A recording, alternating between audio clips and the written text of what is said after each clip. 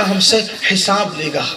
حضرت سیدنا فاروق اعظم رضی اللہ تعالیٰ حضرت کعب سے کہتے ہیں اے کعب احبار ذرا مجھے ایسی باتیں سناؤ جس سے میرے دل میں اللہ کا ڈر مزید پیدا ہو۔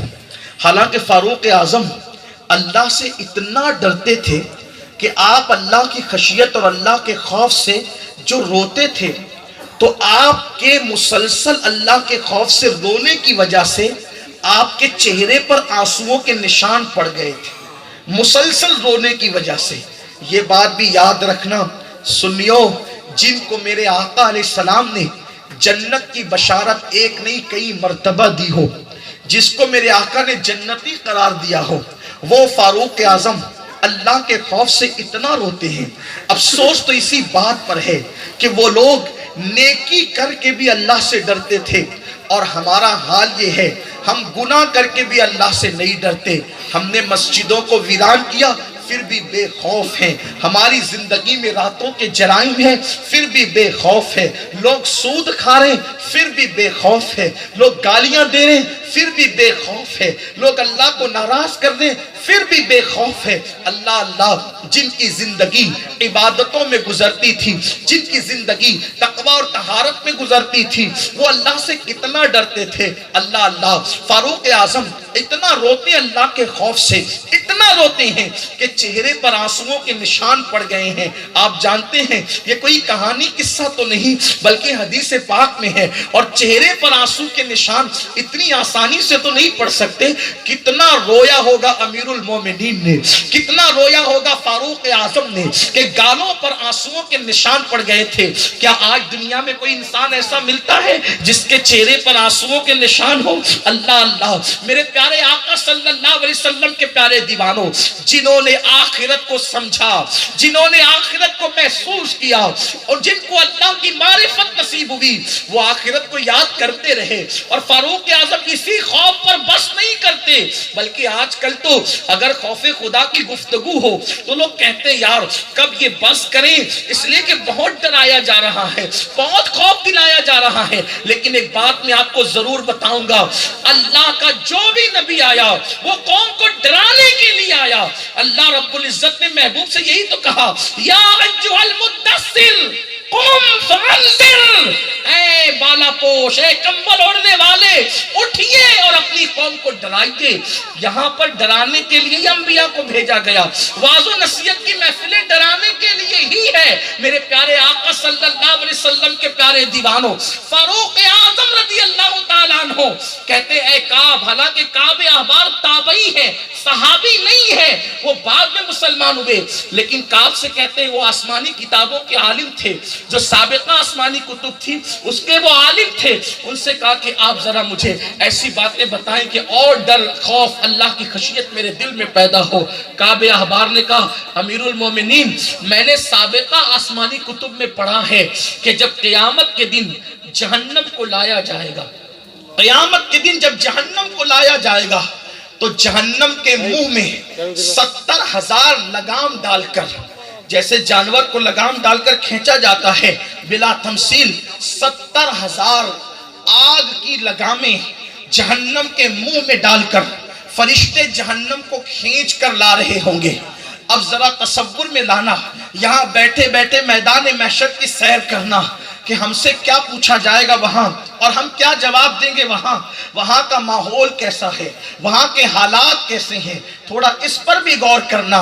اللہ کعب احبار کہتے ہیں امیر المومنین، جہنم کے منہ میں 70,000 لگامیں ڈال کر جب فرشتے اس کو کھینچ کر کے لائیں گے اور جہنم کے شعلے بھڑک رہے ہوں گے، جہنم کی آگ بھڑک رہی ہوگی، تو وہ بھڑکتی ہوئی آگ کو دیکھ کر عوام کا حال تو کیا ہوگا یہ تو بیان نہیں ہو سکتا، نیکوں کا حال تو کیا ہوگا یہ بھی بیان نہیں ہو سکتا، مجرموں کا حال کیا ہوگا وہ بھی بیان نہیں ہو سکتا۔ جو لوگ معصوم تھے، معصوم یعنی انبیاء کرام، اللہ جنہوں نے ایک سیکنڈ بھی اللہ کی مرضی کے خلاف نہیں گزارا، ان انبیاء کی پوزیشن کیا ہوگی؟ حضرت کعب احبار کہتے ہیں ابراہیم خلیل اللہ جیسا پیغمبر جہنم کی آگ کے شراروں کو اٹھتا دیکھ کر کے اپنے گھٹنوں کو زمین پر رکھ دیں گے۔ کون ابراہیم خلیل اللہ جو جو صرف کسی مسجد کے متولی نہیں تھے، اللہ کے لیے جس نے کعبہ بنایا، وہ ابراہیم خلیل جس نے اللہ کی محبت میں اپنے اکلوتے بیٹے کی گردن پہ چھری رکھ دی، وہ ابراہیم خلیل جس نے اللہ کی رضا کے لیے اکلوتے بیٹے کو اور پیاری بیوی کو وادی غیر ذی زرع میں پہنچا دیا، وہ ابراہیم خلیل جس کو اللہ نے اپنا خلیل کہا، وہ ابراہیم خلیل اللہ اپنے گھٹنوں کو زمین پر رکھ کر کہیں گے اس جہنم کی آگ کو دیکھ کر، اے اللہ آج تیرا ابراہیم کسی کے لیے کچھ نہیں مانگتا، اللہ میں صرف اپنے لیے امان چاہتا ہوں، آج تم مجھے امان دے دے۔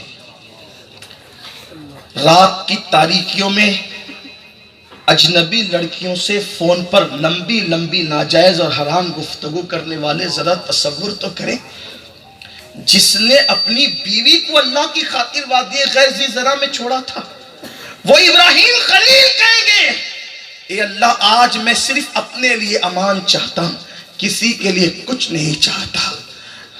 حضرت موسیٰ کلیم اللہ کعبہ احبار کہتے ہیں اپنے گھٹنوں کو زمین پہ رکھ کر کہیں گے مولا جو مجھے طور پہ بلا کر تو مجھ سے راز کی پیاری پیاری باتیں کرتا تھا، من جانب الطور الایمن وقربناہ نجیہ، ذرا طور کے دائیں طرف آ تاکہ میں تجھ سے راز کی باتیں کروں، تو مجھ سے سرگوشیاں فرماتا تھا مولا، آج اس کلام کا واسطہ، اس محبتوں کا واسطہ مولا آج تیرا موسیٰ کسی کے لیے کچھ نہیں مانگتا، صرف اپنے لیے امان مانگتا ہے۔ یہ میدان محشر ہے جس کے بارے میں ہم کہتے ہیں نا وہاں جو ہوگا دیکھا جائے گا، جس کے بارے میں کہتے ہیں وہاں جو ہوگا وہاں یہ ہوگا، کیا دیکھا جائے گا؟ کیا دیکھا جائے گا؟ فجر کی نماز میں سوتے پڑے رہنے والوں کیا دیکھا جائے گا؟ حرام کاروبار کرنے والوں، سود کے لقمے کھانے والوں کیا دیکھا جائے گا؟ رات رات بھر گندی پکچریں دیکھنے والوں کیا دیکھا جائے گا؟ کیا دیکھیں گے وہاں؟ کیا دیکھیں گے وہاں؟ ابراہیم خلیل اللہ یہ کہہ رہے ہیں، موسیٰ کلیم اللہ یہ کہہ رہے ہیں کہ آج میں کسی کے لیے کچھ نہیں مانگتا، صرف مجھے تو امان دے دے، آج مجھے امان دے دے۔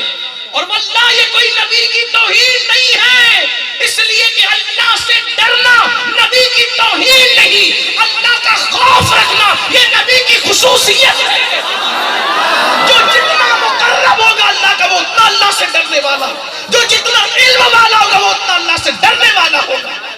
انما یخشی اللہ من عبادہ العلماء، بے شک اللہ کے بندوں میں جو اللہ سے ڈرنے والے لوگ ہیں وہ علم والے لوگ ہیں، جس کا علم جتنا ہوگا اس کا خوف خدا اتنا ہوگا۔ روئے زمین پر انبیاء سے بڑا کوئی عالم نہیں ہے، اسی لیے ان سے زیادہ کوئی اللہ سے ڈرنے والا نہیں ہے۔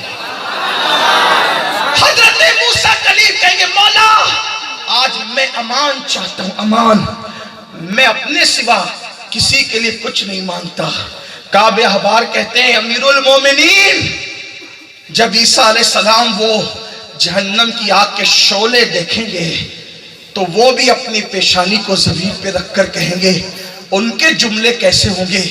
عیسیٰ علیہ السلام کہیں گے اے اللہ آج میں اپنی ماں کنواری بطول مریم کے لیے بھی کچھ نہیں سوال کرتا، میں اپنی ماں مریم کے لیے بھی کچھ نہیں مانگتا، آج تو بس تو مجھے امان مجھے عطا کر دے۔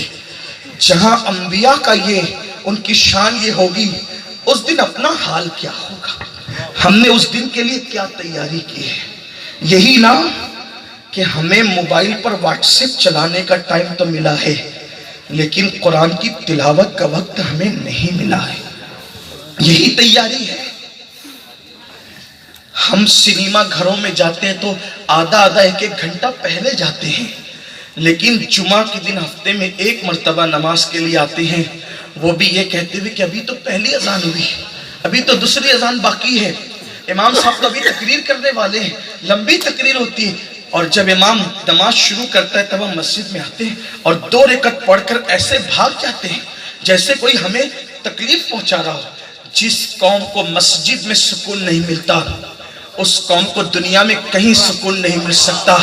سکون کی تلاش کرنے والوں، سکون کے متلاشیوں، جب تک مسلمان اپنے دل کو مسجد سے لگائے رکھتا تھا اس وقت تک اللہ اکبر وہ فٹ پاتھ پر سوتا تھا تو بھی سکون کی نیند سوتا تھا، وہ زمین پہ سوتا تھا تو بھی سکون کی نیند سوتا تھا۔ جب سے مسجدوں سے دلوں کا تعلق ٹوٹ گیا ہے، نرم نرم گدوں پر نیند کی گولیاں لیتے ہیں تو بھی کروٹیں بدلتے مگر سکون کی نیند نہیں آتی۔ یاد رکھو، دولت کے نشے میں چور ہونے والے لوگوں، دولت کے نشے میں ڈوبنے والے، اللہ کو بھولنے والے لوگوں، سنو، دولت کے بل بوتے پر انسان نرم گدے خرید سکتا ہے، دولت کے بل بوتے پر سکون کی نیند نہیں خرید سکتا۔ میرے پیارے آقا صلی اللہ علیہ وسلم کے پیارے دیوانوں، ہم نے کیا تیاری کی اس دن، لیکن یہ بات بھی آپ سے کہہ دوں، جہاں یہ ہوگا کہ ابراہیم خلیل کہیں گے میں اپنے لیے امان مانگتا ہوں، کسی کے لیے کچھ نہیں مانگتا، حضرت موسیٰ کلیم کہیں گے میں اپنے لیے امان چاہتا ہوں، کسی کے لیے کچھ نہیں مانگتا، جہاں عیسیٰ روح اللہ کہیں گے آج میں اپنی ماں کے لیے بھی کچھ نہیں مانگتا، بس اپنے لیے امان چاہتا ہوں، وہاں دنیا دیکھے گی ایک ذات ایسی بھی ہوگی، ایک ہستی ایسی بھی ہوگی، آمنہ کا لال، عبداللہ کا لخت جگر، سید العالمین، قائد المرسلین، طٰہٰ و یاسین، حسنین کا نانا، زہرا کا بابا، صاحب قرآن، لوح بھی تو، قلم بھی تو، تیرا وجود الکتاب، مصطفیٰ جان رحمت بھی سر کو سجدے میں رکھیں گے، اپنے لیے کچھ نہیں مانگیں گے، رب اگلی امتی کہتے نظر نعرہ تکبیر، نعرہ رسالت، فیضان انبیاء کرام، فیضان اعلیٰ حضرت، سبحان اللہ سبحان اللہ۔ میرے آقا سب انبیاء کہہ رہے ہیں اپنے لیے مانگ رہے، کسی کے لیے کچھ نہیں مانگ رہے، لیکن انداز تو دیکھو، حضور اپنے لیے کچھ نہیں مانگ رہے اور سب کے لیے مانگ رہے، رب حبلی امتی، رب حبلی امتی، رب حبلی امتی۔ اب ہم بہت خوش ہو گئے، پوری تمہید سن کر کے جو خشیت ہم پہ طاری تھی، اب تو ہم ضرور بخشے جائیں گے۔ حضور نے یہ نہیں کہا لوگوں کو بخش دے، توجہ آپ کی، لوگوں کو بخش دے یہ نہیں کہا، یہ نہیں کہا تیرے بندوں کو بخش دے، کیا کہا؟ امتی، میری امت کو بخش دے۔ کسے بخش دے؟ اب حضور نے جس کو میرا کہا تو بخشا وہی جائے گا جو حضور کا ہوگا۔